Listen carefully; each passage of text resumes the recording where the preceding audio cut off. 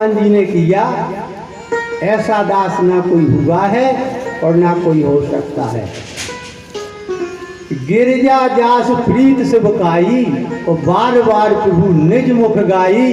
हनुमान जी की भगवान से इतनी प्रीति है, इतनी प्रीत है कि शंकर जी पार्वती जी को कथा सुना रहे हैं और बार बार वर्णन कर रहे हैं। हनुमान जी की थोड़ी सी कथा हम रखेंगे। महाराज जी का आदेश हुआ था और समय की अवधि में भी बांट दिया है, तो समय की अवधि के अनुरूप केवल मैं एक 10-15 मिनट शुरुआत कर रहा हूँ। लंका यात्रा जो हनुमान जी की हो रही है, तो सभी वानरों की विदा कर दी। पाछे पवन तनय से रावा, जान काज प्रभु निकट बुलावा। लंका की पहली यात्रा हनुमान जी की शुरू हो रही है।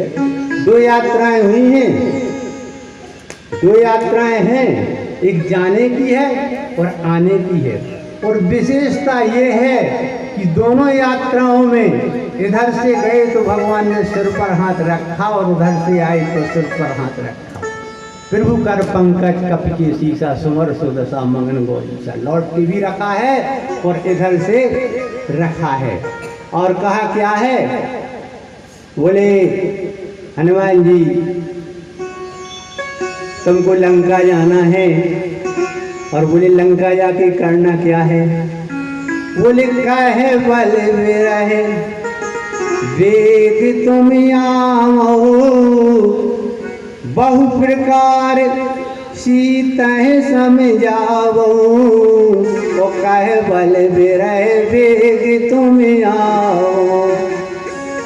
लक्ष्मण जी ने सुना, बोले प्रभु हनुमान को लंका भेज रहे। बोले क्या कठिनाई है।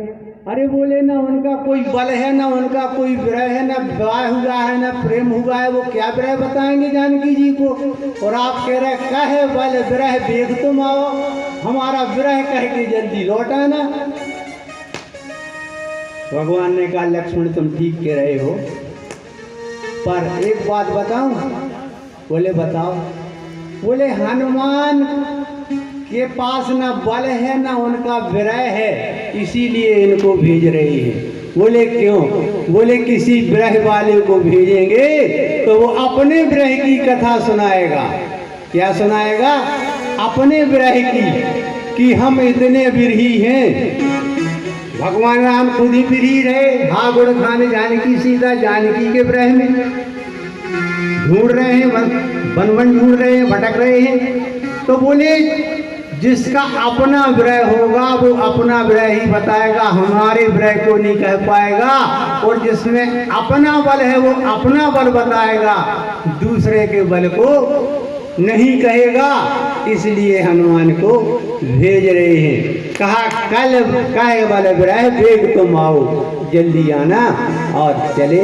यहाँ समुद्र के किनारे पर तैयारी हो गई है सभी की। और समस्या ये है कि ये 100 योजन का समुद्र कौन लांगे। जो लांगे 7 योजन का सागर, हो राम काज मतियागर। राम काज वही कर सकता है जिस 100 योजन के समुद्र को लांग जाएगा।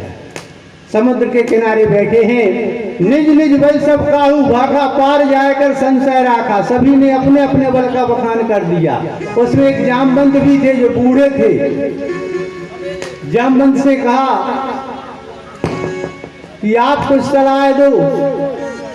जामवंत कहने लगे कि हम जब जवान थे, तरुण थे, युवा थे, तो हमने बलि बांधत प्रभु बाड़े शोधन परण न जाए, वह घड़ी में दीनी 7 प्रदक्षिण धाए। बोले जब वामन अवतार भगवान ने लिया था और बलि को बांधने के लिए गए थे, तब मैंने भगवान के एक चरण की परिक्रमा, वो 7 परिक्रमाएं कर ली थी उस विराट स्वरूप की। तो बंदर बोले अभी चले जाओ। बोले बूढ़े हो गए, बूढ़े हो गए, बुढ़ापा है, बुढ़ापे में कुछ नहीं होता है। तो अंगद जी उठे और लोग उठे। तो अंगद जी ने कहा अंगद कहा जाऊं मैं पारा, जिये संशय कछु फिरती वारा। अंगद जी ने ये तो कह दिया कि हम चले जाएंगे, जोश आ गया, और जब जोश आ गया तो कह तो गए, पर कहा ठीक है अंगद जी जाएंगे, पर बोले पूरा तो सुन लो। बोले जी ये संशय कछु फिरती वारा, वापस आने में हमको संशय है, इसलिए हम नहीं जा सकते। तब फिर जामवंत जी ने हनुमान जी की ओर इशारा किया, कहें रीछपति सुन हनुमाना, का चुप साध रहो बलवाना। हनुमान जी चुपचाप सुन रहे बैठे हैं। फिर कहा पवन तनय बल पवन समाना। हनुमान जी को कोई चेतना नहीं आई। पवन तनय बल पवन समाना, बुद्धि विवेक विज्ञान निधाना। हनुमान जी पर कोई असर नहीं पड़ा। बोले ये तो सब झूठी बातें हैं। जैसे ही कहा राम काज लगता वो अवतारा, और सुनते ही भयो पर्वताकारा। इतने बड़े हो गए पर्वत जैसा शरीर हो गया, और कहने लगे लांगो लीलो जल निरखारा। बोले समुद्र को हम लांग भी सकते हैं, पी भी सकते हैं। सहत सहाय राव ने मारी, आनो यहाँ त्रिकूट वारी।